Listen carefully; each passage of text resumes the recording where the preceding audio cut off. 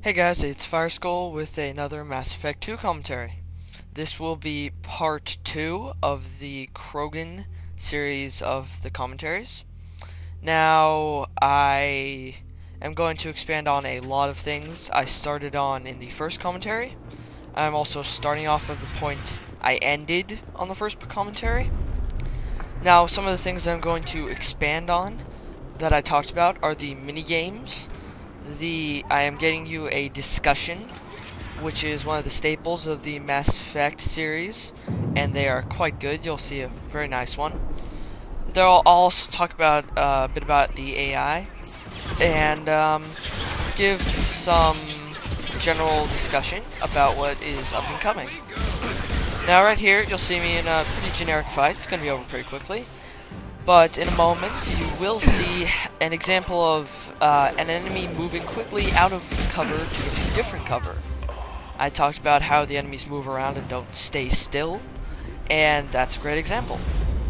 Now, moving up a little bit, and my squad mates, I didn't mention it before, you have about, I believe, 8 total squad mates, and you can have 2 with you on any mission. Only 2, no more. I'm here, yes, I have 5 right now, and I have the Turian that I recruited in my last mission with me, the sharpshooter of the group, as well as a biotic Miranda. Now, fighting off here, you can see me shotgunning these 2 guys to death.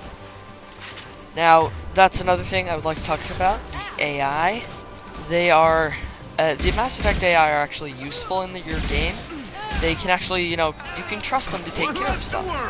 And that's a rather pleasant difference from which has pretty much been coined the Halo AI.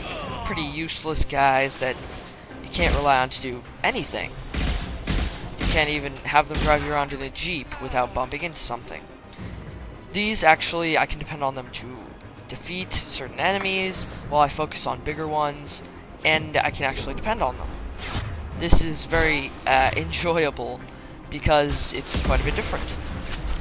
Now here's a huge fighting area. You'll see a long area across there that I'm fighting across, another area lower in front, and more areas to the right.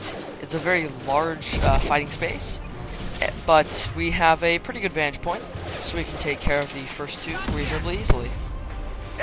Now, the gameplay of Mass Effect 2 is fun, but not hard. Not horribly hard. I'm playing on easy, normal, something like that, but I've also played it on higher, and you just have to slow down a bit. It doesn't take all that much more difficulty. This is part of what makes it so fun. You're not sitting behind the same cover, shooting at the same enemy for, say, 20 minutes. Which is the main part of the cover gameplay, which gets incredibly boring. Now, I talked about the title menu, or rather the weapon menu. You select your weapon, pull it out, and it pauses the game when you open it. The only problem with that is when you do, there's still the lag of putting your weapon away and taking the new one out of your backpack. This is... well, basically, don't plan to switch your weapon immediately just because you open the menu. Now, you'll see a Krogan on a table right here, looking a bit like a beetle, in my opinion. That could be just me, but a little creepy. Give you a little look at him. Now, I talked about the mini-games. You saw the one where I had to connect different pieces. Now, in this one, I'm going to have to find the right piece of code on this scrolling meter. Now, just like the last one, not very hard at all, but it does just add something for you to do. Now, they're reasonably fun, not too hard, and although you may just miss some, but there's always that possibility. But you can get anything from hacking things to just getting credits like I did now, or getting logs or journals. First mission, I got a few journals that helped along the story.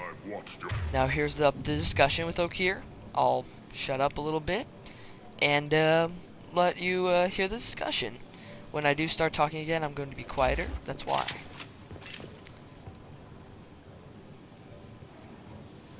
It's about time. The batteries on these tanks will not wait while you play with these idiotic mercs. You can see the discussion menu right down there on the bottom. There are 3 options on the right. The top is Paragon, or Mass Effect's equivalent of good. The bottom is Renegade, the equivalent of evil. And middle's a neutral choice. These can differ which way your character leans towards. The options on the left side are investigative and don't lean either way but give you information. I don't do quite as much as I normally would for you guys to keep it not as boring, but you can still have an idea of what you can find out. Now, because there's always the possibility that you haven't played Mass Effect, and I'm talking about myself, or the player of Mass Effect 2, you have the option to find out what the hell he's talking about, and that's what I did. The Mass Effect 2 storyline is right now, these things called collectors have been attacking human colonies. Now I have to find out about the collectors, and that's where this guy comes in. He's had dealings with them. He'll talk about that. One that these mercenaries have also made.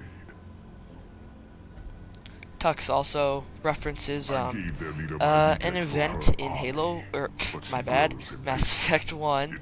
Yes, yeah, I know I'm gonna get some angry comment from that. But he's talking about that. Now, you can see that Mass Effect 2's face animation, as well as people, well, they're good. And most games these days, the AI, they're pasty-faced. They have horrible faces. I mean, it's really bad. But they actually did a pretty good job on these, which is incredibly easier on the eyes when it actually looks like they're talking. So, if I had to mention something, it's that the lighting and shadowing's a bit overdone. It should complement everything, but not really stand out. But the shadows and light to a lesser extent, but more the shadows, they really do stand out. And by shadows, I mean like the really dark black shadows that come like half across my guy's face when I'm talking, or on this huge thing while I'm walking by. It's just a couple examples. This guy, if you can hear him, can't hear him, one of them, he's talking about how he does know something, but won't tell me right now. He's in the pod behind him is his special Krogan. But my prototype is not negotiable. It is the key. And he just told me that he is in no way going to give me his prototype.